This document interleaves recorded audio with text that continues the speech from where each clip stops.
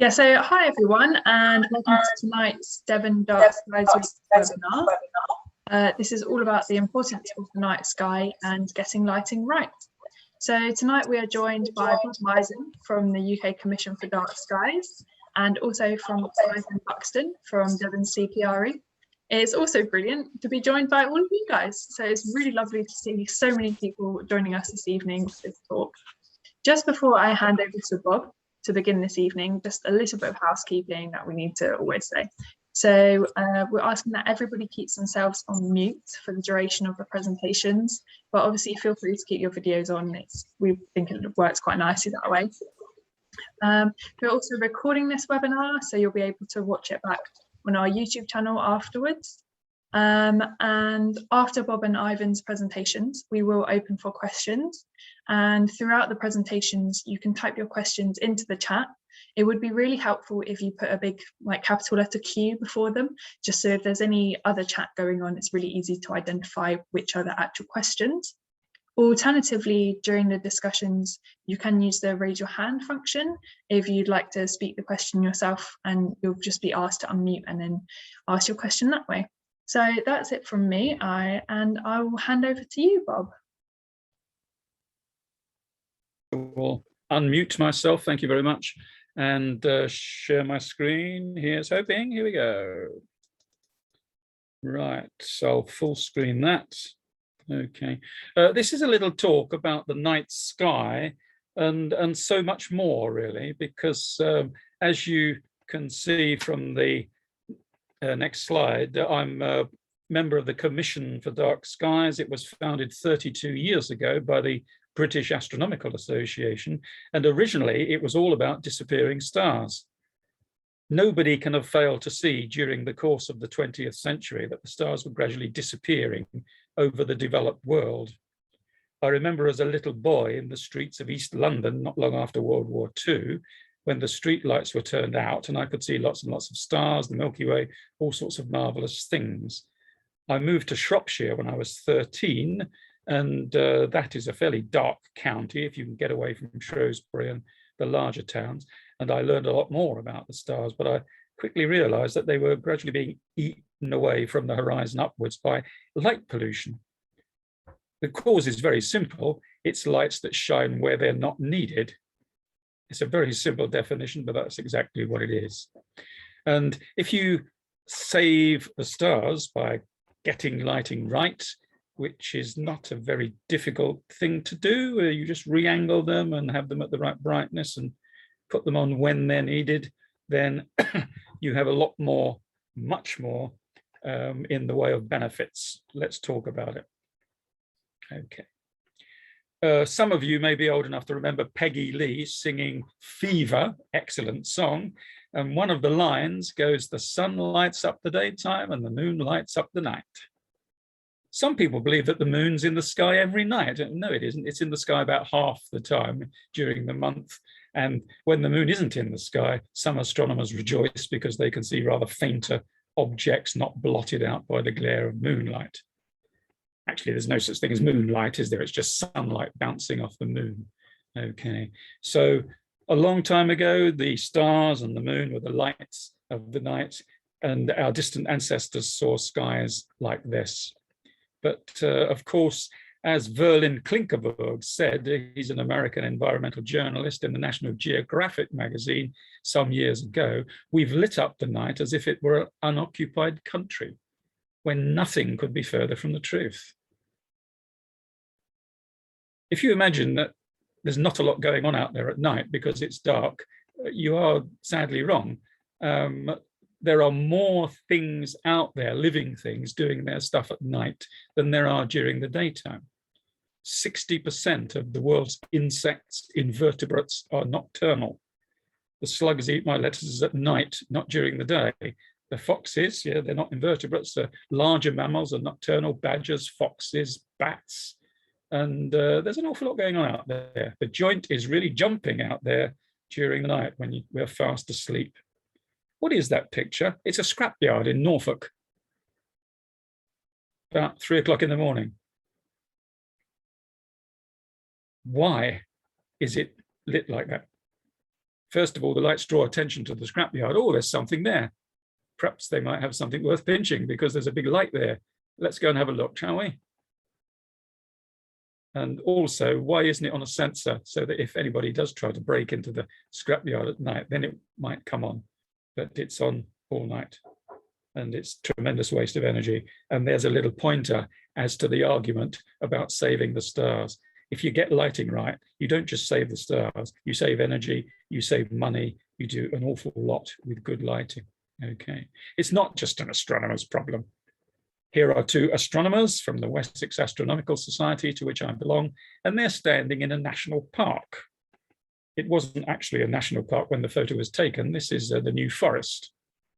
And the owner of the cottage, just before that photo was taken, the last time we went there, it was lovely and dark, and now there's a so-called security light on the cottage. Now, that's providing a lot of security, isn't it? Because you can't actually see anything now. It's not really an overexposed picture. The dazzle is so great that you can't see anything. And if I were a canny burglar, I'd probably break into that one because you can't see me, can you? Lighting has to be well done, doesn't it? Lighting can be anti-lighting. It could be bad lighting, and that's a prime example. The lighting at the bottom is in a car storage yard in Poole, Dorset. Can you see the car storage yard? Not really, they're too bright and they're pointing upwards. Can you see the people breaking into the cars to steal the catalytic converters? Nope. Anti-lights. They're just not the lights for the job, aren't they? So it's everybody's problem, really. Light pollution is about glare, which is the dangerous side of light pollution, if you like. People have died. The police have reconstructed accidents and shown that it's glaring lights in the eyes of drivers that cause them either to kill people or themselves. Sky glow, of course, we mentioned. Light intrusion into premises. In the 32 years of the campaign, we've received quite a lot of emails and in the past letters from people who are contemplating suicide because of their neighbours' lights shining into their windows and not allowing them to sleep. And the law, sadly, is very much on the side of bad lighting offenders rather than the victims of such things. In UK law, it's the polluter that should pay the price and solve the problem, but it doesn't seem to be like that with lighting.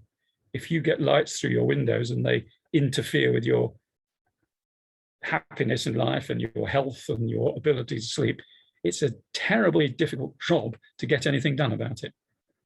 And of course, the waste of energy and money is everybody's problem, isn't it? That glow you see over every town and some villages in the UK is simply council tax being thrown away because they don't have to point upwards.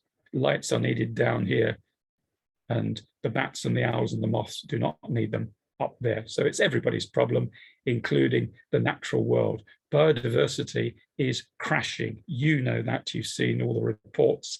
And the third greatest reason, and I'm quoting lighting professionals, not just whinging astronomers, the third greatest reason for the biodiversity crash is light pollution. Light escaping from where it's supposed to be into the environment, into gardens, into fields, into woods and forests, and it's simply destroying the world's biggest habitat. The world's biggest habitat is night, and it cruises around the planet once every 24 hours. And everything on this planet, with the exception of a few deep sea creatures, has evolved to use this cycle. And now it's being taken away from us. We can't change. We can't become nocturnal creatures overnight. We're hardwired to have a circadian rhythm, a day-night cycle. And the woefully over-bright lighting we're getting these days, mainly from LEDs, and the blue rich lights we're getting, all those glary white lights you're seeing all over the place now, they're doing us a lot of harm, and certainly a lot of harm to our fellow creatures on this planet. We have a set of posters, which I've photographed here for you, and you can see that there are mammals who operate at night. Some bats will not leave their roosts if there's artificial light shining on the entrances, and they prefer to starve to death inside them. Some bats are attracted to lights. They've worked out that if you go towards a light, you might find a few moths flying around. Is this a good thing? No, not for the moths. They should be pollinating. Moths are valuable pollinators. Even some bats are pollinators, and they should be doing that rather than flying around lights. So the bat might get a good square meal, but more insects will die than should, and they certainly won't carry out normal breeding processes if they spend half their night flying around a light. Dung beetles, there are some in the UK, but this is the African dung beetle who navigates by the Milky Way and the moon. It's incredible that a tiny creature like that with a brain, if it has one the size of a pinhead, navigates by the Milky Way in the sky.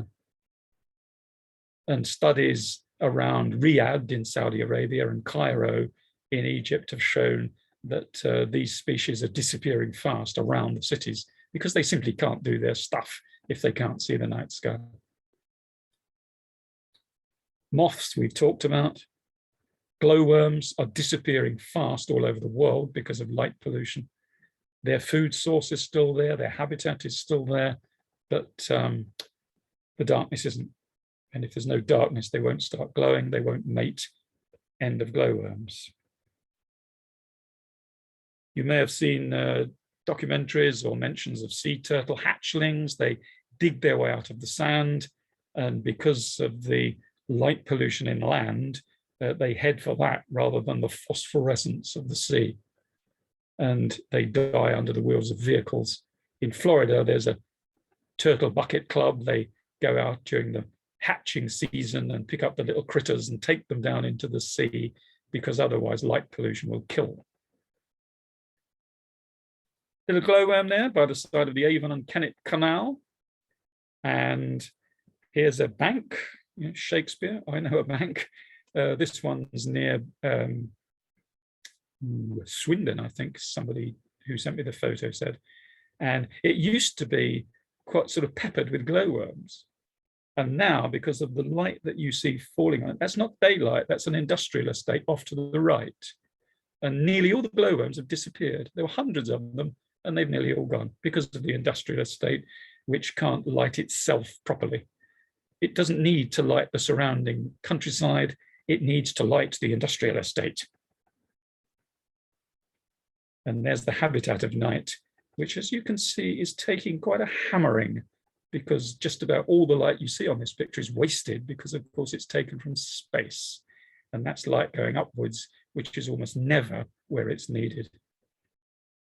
So to sum up, human health issues, the invasion of the night for biodiversity, the stars disappearing, what can you do about it? Well, as I said, it is not rocket science to solve it. Okay, here's the Michelin man. Do you know his name? It's Bibendum. He's originally a French creation, and his name is Bibendum, which means let's have a drink. And it may be rocket science to take a spacecraft to Pluto and photograph its icy mountains at a distance of 6,000 million kilometers. That's rocket science. But the Michelin man is telling you here, look at that, he says. They put that up the other day. Why is it shining outwards? That light's designed to shine vertically downwards. It ought to be flat, not tilted upwards. And then the people in the tire depot who are fitting their tires and exhaust could see what they're doing on the forecourt in the evening. But instead, it's blinding the neighbors across the road and interfering with their sleep, possibly. It's blinding pedestrians and vehicles on the A349 main road into Poole in Dorset. And it's wasting a heck of a lot of energy, which could be better used somewhere else. This is what it should be like. The person who installed these two lights, when the car arrives, they come on. They're on sensors. They shine only, as you can see, down the wall, so the person getting out of the car can see everything, go indoors, and then after a while, they switch off. That's what we need. We need good quality, well-directed lighting when, where needed. Trouble is, you try and buy one in B&Q or Wix or one of these retail sheds, as they're called. It's almost impossible to find them. Just about everything you get is this. This is a light imported from China. The LED source is the little rectangle in the middle. It cannot be tilted downwards. It's not designed properly at all. And this one's on a hospital, and it shines into the eyes of approaching drivers, shines through the windows of wards. So even if the lights are dimmed, which is, in my experience, not very often in hospitals, you get all that light pouring in through the window. That's blue-white light, like these sports lights below. And blue-white light is bad for any living thing. It's not me saying this, it's a lot of ophthalmology professors and physicists and people who know about the quality and type of light and what it does to organisms just like us and anything smaller and bigger. Okay. Here's some good lights. That one shines down on the road. Well done. And that one shines down the wall where it's needed and not up into your eyes or up into the sky. So use them when necessary. Get it right. This street light here, oh dear, look at that, straight into the bedroom window. So bright that it reflects quite viciously off the road and goes back up into the sky. So even if you point your lights down, they can be too bright and go upwards as well as downwards. Okay. I agree with Ian Phillips, who was the chairman of the Landscape Institute. He's now on the board of the South Downs National Park. And he said, quite simply, too much lighting isn't planned, it just happens. How many lights around you in your town or village, wherever, just happened? How much thought was given to how bright they are, how much light's needed, where it goes? I think I'm starting to labour the point of it now, aren't I? But that's a farm in the north of Scotland. That's a car park in rural Kent. You can't see anything, can you really? This is a race course in rural Essex. This is a car park light in the New Forest National Park, which shines directly into the eyes of drivers entering the park. That's the golf course near Stonehenge in Wiltshire, the most astronomically significant monument in Western Europe, and somebody's lit up the night sky next to it. It's quite possible to play golf at night without all this wasted floodlighting. And the terrible thing, of course, about waste light is, unlike this waste, fly tipping, there's nothing you can do about it. If you keep doing that, dumping rubbish in fields and footpaths and things, you can eventually go to prison. First offence, you might be fined. Second offence, heavy fine. Recently, a man in Essex was sent to prison for, I think, 2 years for constantly fly tipping. But that is permitted. Dumping rubbish on the land is not allowed. Dumping waste light into the sky to destroy the stars and interfere with the lives of creatures living anywhere in the vicinity, and also possibly disturbing the sleep of the people in these bedrooms, that's okay. You could do it, no problem. There's only one law in the UK about light pollution. It's called the Clean Neighbourhoods and Environment Act. As I said, try to get it enforced. It's only about light through windows. If you've got people shining bright lights through your windows, go to the council. They say, well, okay, right, we'll inspect it, and they'll come in the daytime. Of course, they don't work at night. And they'll say, well, it looks all right.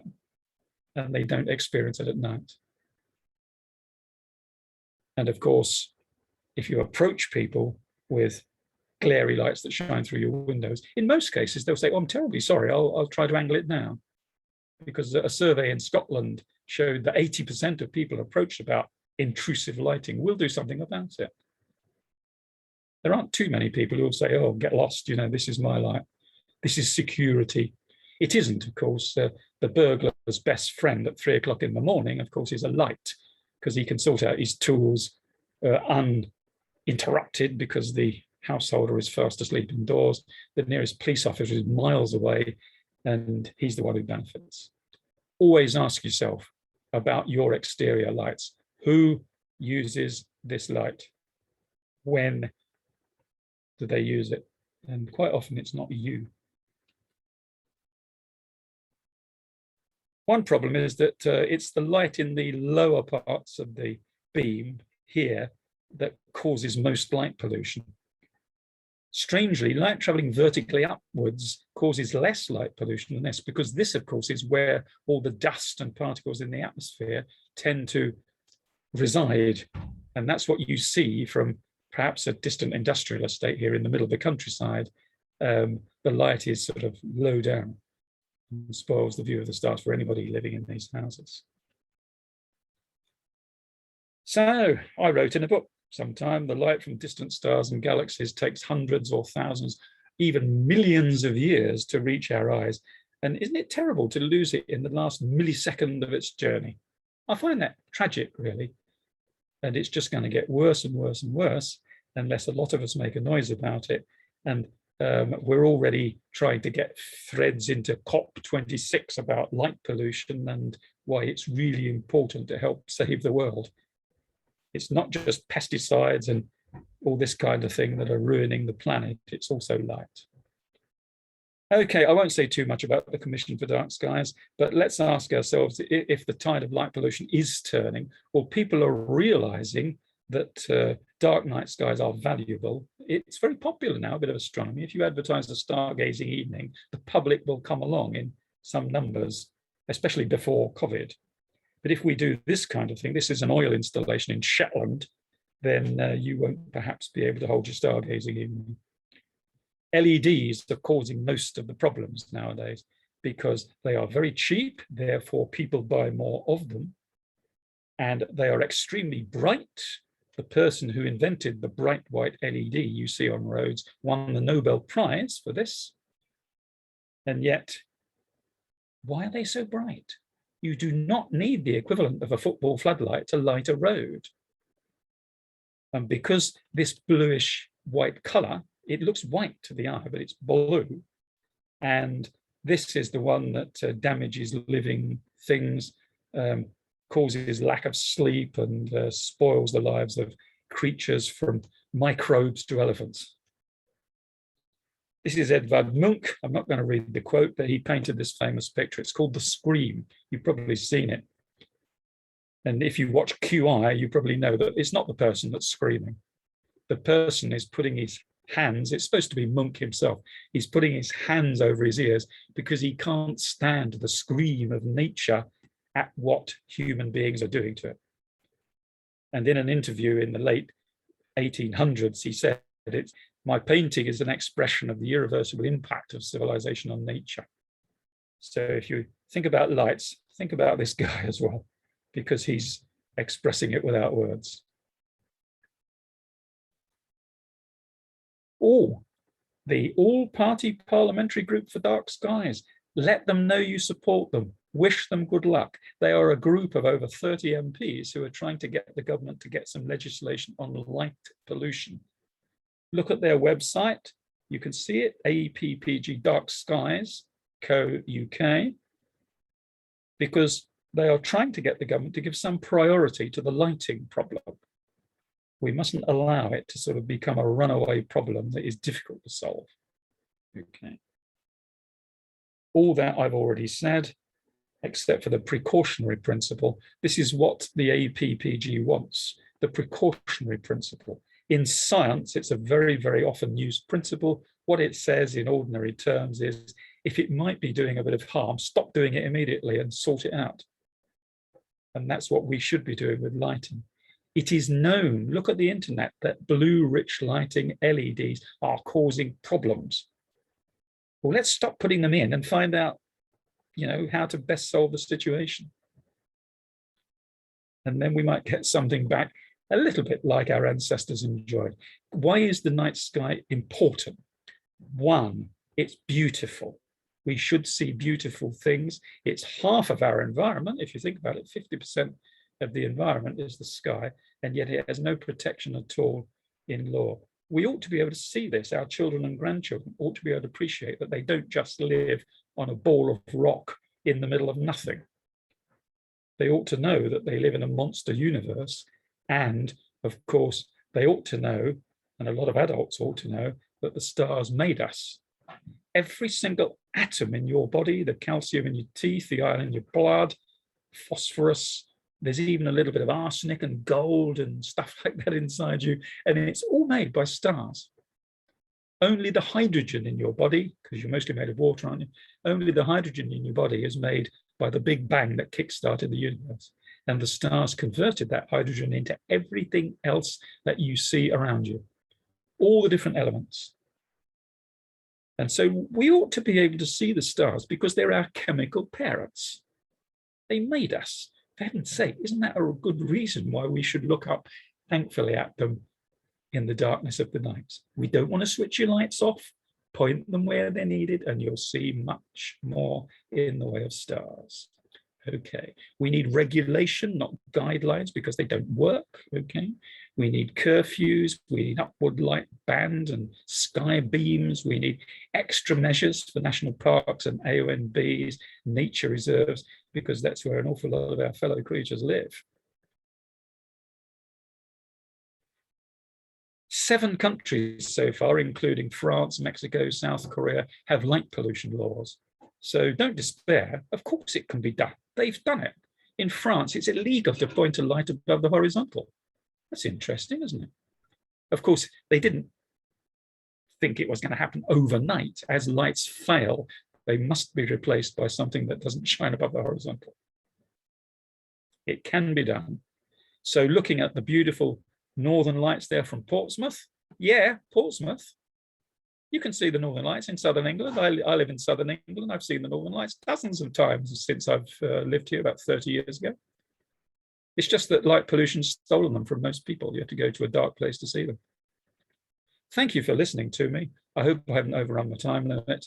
Look at the Commission for Dark's website, support the all-party parliamentary group for Dark Skies, and I wish you happy stargazing. It ain't going to happen tonight. It's pretty filthy weather at the moment here in Dorset. Thank you very much. That's really great. Thank you, Bob. Thanks for that. And so we'll move on swiftly to Ivan. So Ivan, are you able to share your screen? I know we're having issues with this slightly earlier. So yes, I've got a few problems. We can give it a go. Should I share desktop or application, do you think? No, my desktop. The green square is the desktop thing, isn't it? I think so. Just click on the green square. Normally, that's what. Yes, it's just come up, says, what do you want to share, desktop or application, which I haven't had before, but I'd try one of them and see if it works, and then the other one. Entire screen. Yes, okay.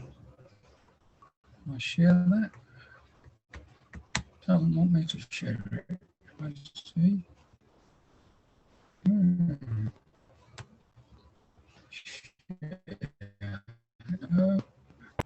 Right, I think we're getting somewhere. Right. Yes, we've got that. Got that says blinded by the light, have you? Yes, amazing. Thank you.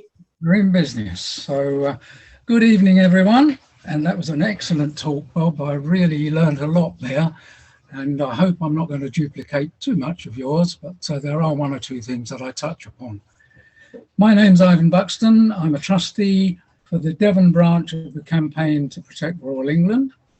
And my presentation tonight relies very heavily upon electricity and electric light, because lighting the darkness has got a lot of benefits.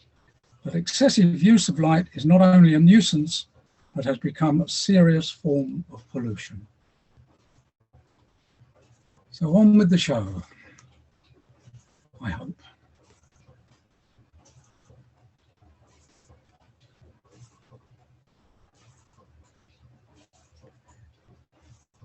Are we on the way?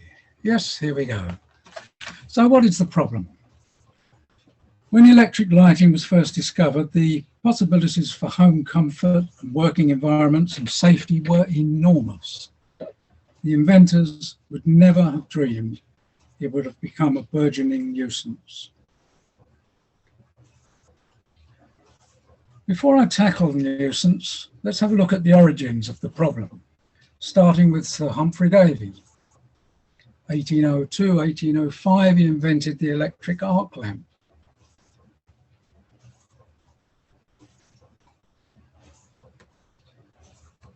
Warren de la Rue, not exactly a household name regarding lighting, but he involved using platinum. Very expensive. Then Joseph Swan came along, created a light bulb using carbon filaments, and he spent years trying to find a longer lasting light bulb.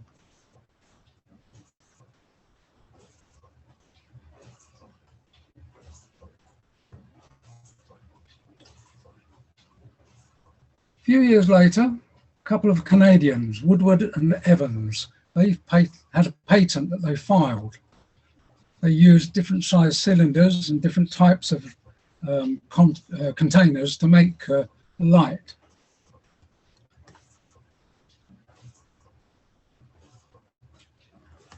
Swan cottoned on, if you excuse the pun, and managed to make a more stable light. But basically, Woodward and Evans sold their patent to one Thomas Alva Edison. 1880, Edison perfected the patent and used bamboo to produce a bulb that lasted for 1,200 hours.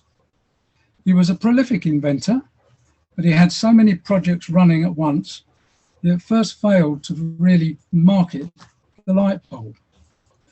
And the industrialized age produced a great many inventors, especially those experimenting with electricity. But it took money to make money. So Edison and Swan joined forces.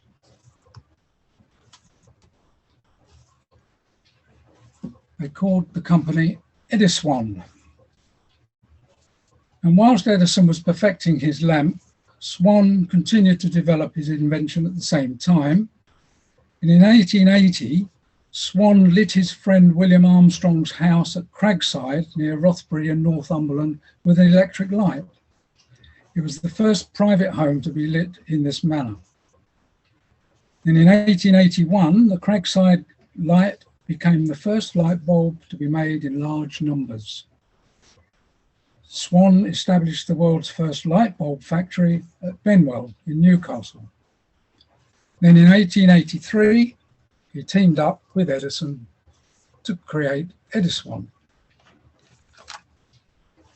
The fact that Edison and Swan were working on similar ideas and projects isn't just a great coincidence. It's a well-known saying that great minds think alike. And with the invention of electricity, a lot of people gave a lot of thought to how it could be exploited. Only a year after Edison started selling electric light bulbs, the electric chair was actually invented. A chap called Southwick, I think. Not that the two are fully compatible, but the electric light bulb inspired later inventions like the radio valve and television. So let's have a look at some of the notable dates in history and the development of the light bulb. GEC, the General Electric Company, arose out of the former Edison and Ed Swan company, which I can't remember the name of the guy, but he was a very rich entrepreneur who decided that electric light was the way forward. And it attracted lots of investors, including Coolidge, who then made more progress with regard to a longer lasting tungsten bulb. In the 20s, the first frosted light bulbs came along, plus car lamps that were adjustable. The 30s, single-use flash bulbs to replace the chemicals, and I think it was probably phosphagen or something like that, or magnesium probably. 1940s, the first soft light or incandescent bulb, followed in 50s, quartz glass, etc. 60s, the dreaded LED was invented. I'm not sure what happened in the 70s. I think we were too busy turning the lights out because of strikes and what have you. But in the 80s, the new low wattage metal halides were created, followed by long life bulbs and compact fluorescents. So can we really imagine what the world would have been like without the light bulb? because although humans have been illuminating their lives ever since fire was discovered, it was only when electricity was harnessed as a light form that it became prevalent as it is today. So who invented electricity?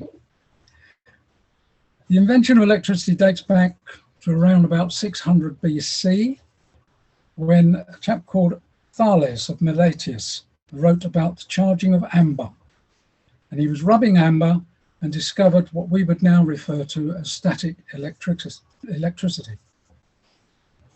It took many, many more years until about 1600, when William Gilbert first translated the Greek word amber into English and called it electricity. Then Otto van Guerck invented a machine that produced static electricity. But we credit the invention of electricity with Benjamin Franklin because of his discovery when he was flying a kite in a thunderstorm. I think most schoolboys going out on that in later life to show how clever they were. So once we've got electricity, what did we do with it? We decided we wanted to try and capture it and created things like batteries. The problem with batteries is that they don't last very long. They all have a finite life, even the modern lithium ones. They're also a fire risk, especially the ion batteries. They can't be easily put out by water. But then I foresee many problems in the not so distant future with battery driven cars. Well, I think that's for discussion on another day. This is the problem.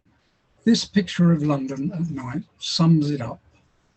It's a photographer's dream, but you can't see the stars, and just imagine the heat that's being emitted. No wonder we've got levels of local cooling, heating. So what is light pollution? Generally, it's excessive, obtrusive light that's not wanted and not needed. The CPRE says about 1/10 of the countryside has truly dark skies. Dark skies is a little bit of a misnomer because tonight we've got dark skies because you can't see very much here. It's raining, etc. But I think 2 or 3 nights ago in Dartmouth, they saw the Northern Lights, even with their lights on. Well, not from indoors, I don't suppose, but certainly from outdoors. Anyway, what is lighting? It's simply a means of illumination, and apart from rare instances of glare, only really becomes a problem after dark. It's measured in something called lux. Lux is a term which most people aren't familiar with, but it's Latin and it simply means light. And it represents a unit of illumination adopted internationally. It's the amount of illumination provided when 1 lumen is evenly distributed over an area of 1 square meter. In effect, it's about 1 candle power. Here's some examples, and you'll see that they range from less than 1 lux to around about 1600. So on average, urban streets contain 5 times more lighting than rural areas, and about twice as much is actually needed for people to see clearly. Too much artificial light's a real problem, and it's not just for people, and it's not just one single aspect that's harmful. Bob mentioned about nightlife and wildlife. It is particularly concerning to bats and those little creatures he mentioned, the glowworm. I mean, the male needs to attract a mate by shining the light on the end of his tail. And if there's too much light, he's got too much competition, he can't breed, and the species dies out. Simple. Some organisations have actually estimated that every year millions of birds die when they collide with needless illuminated buildings and towers. This is particularly happening in America because, of course, the buildings in general are much, much taller than ours and are lit all night long. It can have a negative impact. Too much light, it stops us sleeping. When people try to sleep with excessive light triggering daytime physiology, telling the brain to become more alert, it increases the heart rate, body temperature, and suppresses the production of melatonin. It's thought that sleep disorders increase stress and certain types of cancer.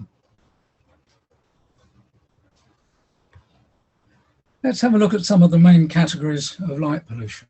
Glare, discomforting, disabling brightness from stray light. The scattered light affects the eye, and an example would be driving on a road and being temporarily blinded by oncoming headlights. Then you've got street level glare. This picture I took out of the North Devon Journal just recently. Basically what happened was that an application was made to insert an illuminated advertising board. You can see it there on the left-hand side of the street. At first it was turned down both by the local council and then by North Devon District Council. But the advertisers went to appeal and they won. The only thing is they do have to turn it off at 11 and can't turn it on before 6. But you've got to ask yourself, what purpose does it actually serve other than to aggravate the people who live in the flats above those shops opposite? And actually, it did cause a few problems to people who were driving up the street because of distraction. It's typically unwanted and unnecessary light. Sky glow, Bob touched upon that. It can be both natural and artificial. Artificial is really, really a problem. Seriously bright sky glow creates a false dawn, and that leads to loss of sleep by people and wildlife. You'll get birds singing, thinking it's dawn. You get birds staying up too late and not getting enough sleep and losing their strength. So it's a problem to wildlife as well as to us. Light trespass is actually light encroachment in this country. The trespass, I'm assured, is an American term. And it's where light spills into areas which basically it's unwanted. We get used to our own environment, and often when we try to sleep elsewhere, a different light level causes a distraction. And we don't wake up refreshed, we're just grumpy and tired. Then you've got a clutter of light. This is where groups of light, when you could probably get away with half that amount, cause distraction or even confusion. It's particularly prevalent in parts of cities or on busy roads. And it's really wasteful and can lead to accidents. Street lighting, on all night. Why? Why is it so bright? Councils have started to replace all night lighting with a set number of hours, and they've introduced dimming procedures. Some councils say it costs between £40 and £80 a year to run a street light. That includes maintenance, and the figure does vary from county to county. On this slide, I've put Devon County Council operates 50,000 street lamps. In fact, today in the Western Morning News, they said they operate probably in excess of 75,000 street lamps. And to their credit, they are trying very hard to reduce the glare and insert low-level lighting and downward pointing lighting, as well as lighting that's dimmed. This is Torbay at night. Admittedly, part of it is lit up where the vehicles have been going along and the camera has trapped the light. But you can see the chains of pretty lights along the front there on the just above the trees. But why have they lit each and every one of these steps? Is it really necessary? And they've got 10,000 street lights as well. Over illumination. You often see areas, especially car parks and petrol stations, where they've got umpteen lights. half that many would do, and most of them should be pointing downwards. Then they would get better illumination for less cost and create less of a problem in the sky.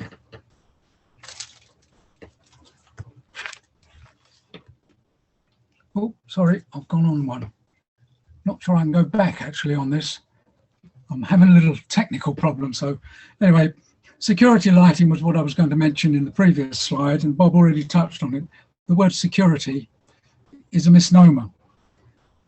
You often get an awful lot of unnecessary lighting that just switches on, stays on, and comes off again in the morning. It's not necessary, and it can be a burglar's charter. Construction sites, there should be a picture here somewhere. No, it didn't happen. Sorry. So we've moved on to the next one, which is the MUGA, multi-use games areas. The problem with these is not just the lighting. They've got 3 metre high fencing all the way around, and then you start playing games and you get noise pollution added to the light pollution. But admittedly, it doesn't go on all night, but it can still be very distracting and annoying if you're trying to watch television, or maybe you're a night worker and you're just about to wake up and you get woken up early. I don't know. It just seems to me that we're obsessed with lighting. Then you've got advertising. It's so brightly lit, it's eye-catching, it flashes at you. But is it really necessary at night? Does it really create increased sales or product awareness? I mean, it's visible from wherever you're staying, in a room or a hotel. Mostly, it's just a source of annoyance. So now we've seen some of the problems, what do we do about it? Well, CPRE presses the local authorities to adopt policies that preserve dark skies by having a presumption against new lighting, allocate lighting zones to help determine where street lights should go or not go, and prevent inappropriate and badly designed lighting on developments that mask views of the night sky. The lighting zones mentioned were recommended by the Institute of Lighting Engineers. Most planning authorities are aware of these, but very, very rarely take any notice or implement them. Well, they're categorised into 4 areas. E1, intrinsically dark landscapes, such as the national parks. E2, rural small villages. E3, small town centres or urban locations. And E4, where you need more brightness because of town centres with high levels of nighttime activity.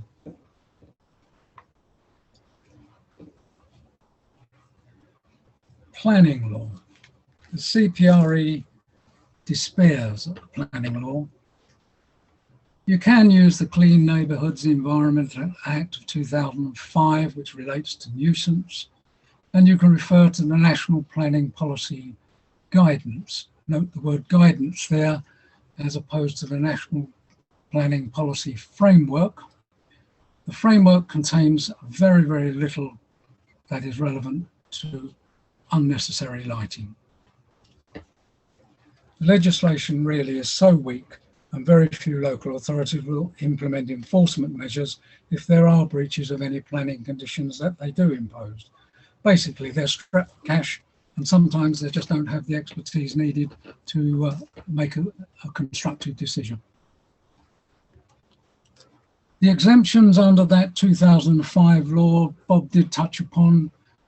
There's airports, railway premises, bus stations, lighthouses, prisons, defence facilities. They can all have extremely bright lighting. But why? Why is it really necessary? I mean, a lighthouse, yes, but most of them are now being phased out anyway, because with modern navigational equipment, even the basic armchair sailor can probably avoid a lump of rock. But the exemptions for airports, why do we need airports lit all around the perimeter fencing? The prisons, why have they got to be lit? And defence facilities, well, to me, that's rather defeating the object. If you indicate exactly where you are, you're not exactly defensible. Okay, so what do we do about it? Community involvement. One definition of community involvement, a little bit wordy, but it says meaningful, consistent participation in activities that support and improve social well-being. And the methods we can use as a community are to lobby councils to reduce the levels of street lighting, register with your local council so that you get notified every week of planning applications. I know that sounds a little bit overkill, but you don't have to read through them all. You can just check to see any that have got the likelihood of extra lighting. Talk politely to neighbours about security if it's bothering you. Just explain to them that it's not really necessary. Now, studies have found that people who participated in community-based land management got a lot more well-being and got on a lot better with their neighbours. I read a recent study by Exeter University. Global light pollution increased by 49% in a quarter of a century, but it could be as much as 400% in some areas because the rapid introduction of blue-rich LEDs is to blame. And satellites cannot detect the blue LEDs, so when they're taking pictures from space, an awful lot of light pollution is not recorded at the moment. And broad white LED street lighting has increased the pollution no end, with the impact on the natural environment resulting in so many areas that basically are in perpetual twilight. How can you help? Well, at home, simple. Turn off lights when not needed, fit time sensors to your outside lighting, don't floodlight the garden, and draw your curtains and blinds at night. As I said before, monitor the planning applications, object to more green fields being built upon, resist large-scale housing in the countryside, demand housing development is based on local needs only, insist that street lighting is kept to a minimum, join the CPRE. You can also look at various other sources, including these three I've mentioned here, and I was interested with the one that Bob indicated, the appdarkskies.co.uk. That seems an eminently sensible suggestion to get in touch with as many MPs as possible to complain about night skies being illuminated unnecessarily. So thanks to the photographers and providers of this information. The next few slides are just examples of their work.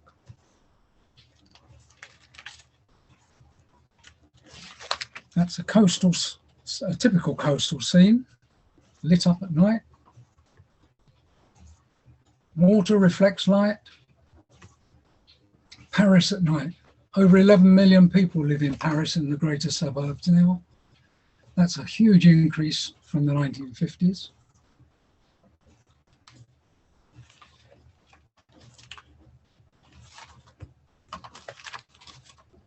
Here we've got typical photographs before and after.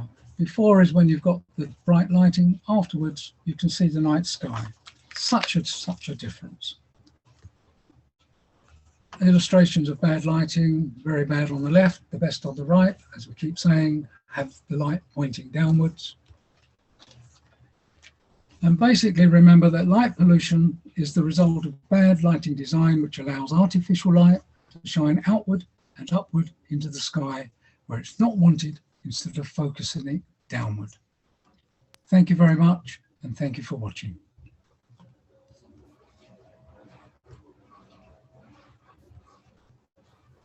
Thanks, Ivan. That was really great, really interesting. Thank you. Good, thank you. I'll just try and get out of this now. Yeah, and then we'll move into some questions. So if anyone has any questions, do pop them in the chat, or you can use the raise your hand function and then I'll invite you to speak. But we've got a couple of questions from Dom, who says, are there any set times when a rural village street light should be turned off? In answer to that, I could say that more than half the local authorities in Britain are now turning off or dimming public lighting, street lighting at midnight, which is, I suppose, a sensible time to do such a thing. A lot of people, of course, have been up in arms about, oh my gosh, we're all going to be murdered in our beds because the street lights are off. Just look at the statistics. They're all over the internet, and you'll find that in every case, and I do mean every case, the crime rate goes down if you switch off street lights at midnight. Why? Because the villains are human beings. They need to see what they're doing. So they'll probably go somewhere else and do it, or possibly, unlikely, change their minds. But in Weymouth, for example, the crime rate went down by 32% when they switched off the street lights at midnight. So I reckon about between 12 and 5 is a sensible time. If you need light during that time, you can carry that wonderful invention, the torch. Yes, I can give you a little story here about our own village, Bob. A few years back, they were advocating and campaigning for a 30-mile-an-hour limit through the village. Quite rightly, because people were belting through at 60 miles an hour. But of course, to invoke a 30-mile-an-hour limit, they had to have street lighting. And as soon as the street lighting went in, the same people started lobbying for the street lighting to be turned off. But they couldn't turn it off because they got their 30-mile-an-hour limit. Exactly as you said, they did come in and they did negotiate and they did turn the lights off at midnight. So people can still belt through there after dark. But yeah. People often say, you know, our little village is unlit. Why should we have lights? But one of the answers is, I mean, if you look at unlit villages and compare them with brightly lit city centres, where's all the crime and antisocial behaviour? Is it in the unlit village, or is it in the middle of Basingstoke or any town you care to mention? Well, I think I know the answer. Indeed. Yeah. So another question from Dom, which is, who actually is in charge of road lighting? Is it highways or the local authority? So I can answer this because I work with Devon County Council as an ecologist. So it is our highways team. So it is within like local authorities, but the highways teams are in charge of lighting. But I know at Devon County Council, one of our ecologists, Tom, he's worked now for a couple of years really hard trying to join into highways and get them to understand the effects of lighting. So now at DCC, we have got a very good highways team who are constantly asking us what they can do better. So yeah, it's improving slowly. We are making improvements. Good. Am I right, Katrina, in saying that the main roads, A and M roads, are handled by what's now called Highways England? I believe so, but I'm used not. To be the Highways Agency, didn't it? Yeah.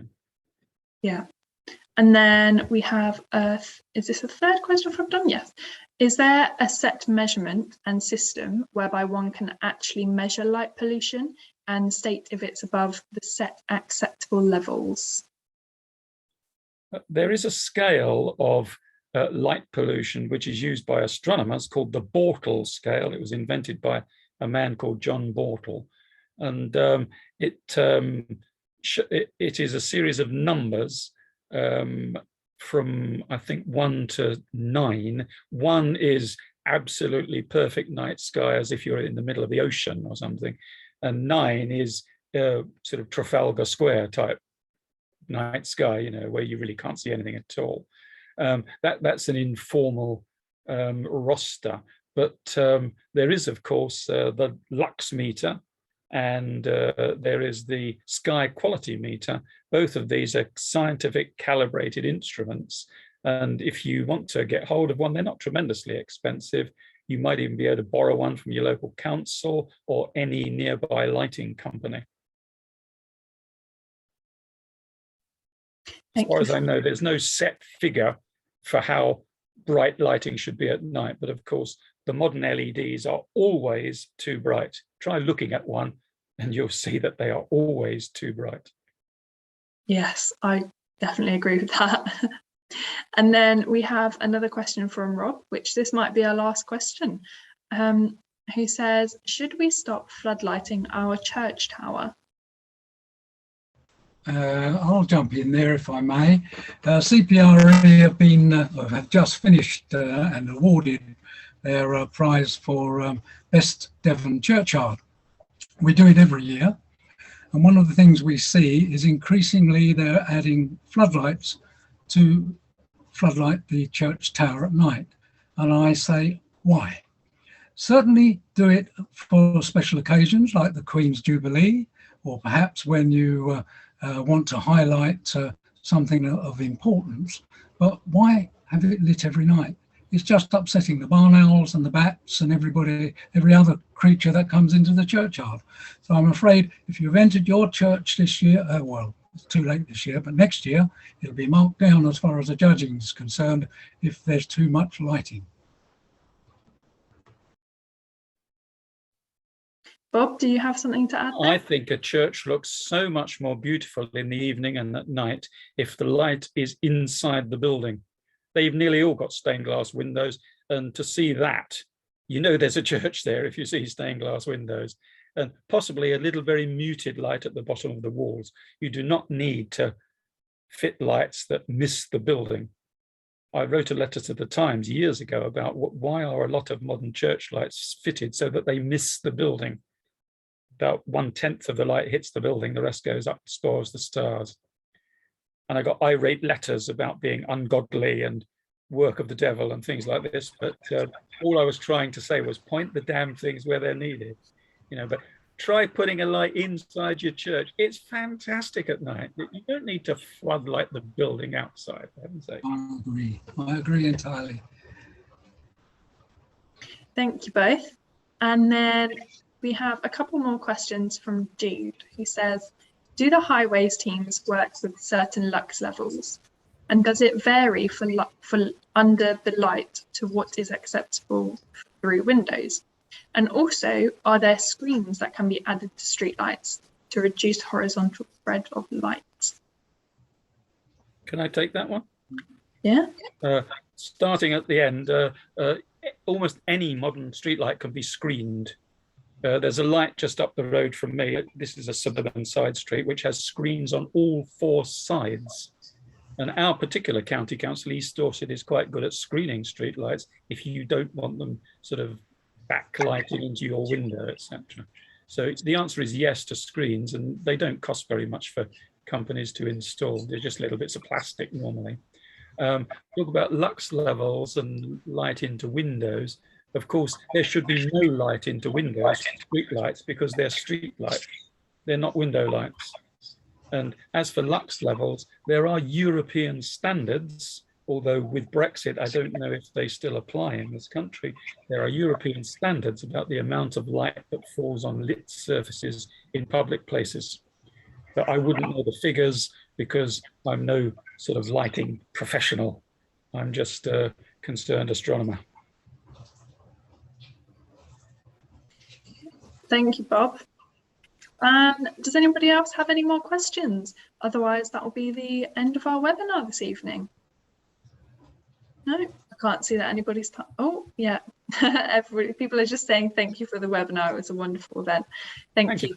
Yes, thank you, Bob and Ivan. It was really informative tonight, and I hope everybody has learned a little bit more about what they can do for wildlife and keeping our skies dark and to reduce the impacts of our lighting. So I'll end the webinar here. There will be a recording posted to our YouTube channel, and I'll send a link to that as well sometime when it's gone up. But yeah, thank you for tonight, everybody, and have a good evening. Okay, thanks for hosting it, Kat. Goodbye. Bye.